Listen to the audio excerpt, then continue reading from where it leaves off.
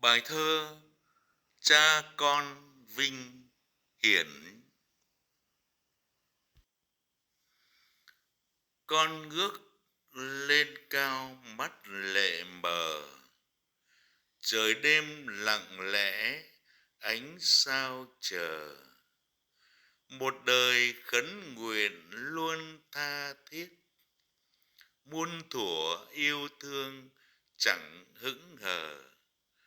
Chúc tụng ca vang nhạc thánh thiện, tung hô tấu khúc đàn ca thơ. Hiến dâng trọn kiếp trong ân sủng, hiệp nhất cha con chẳng khuất mờ. Linh mục Đa Minh Trần Văn Dũng xin chân thành cảm ơn.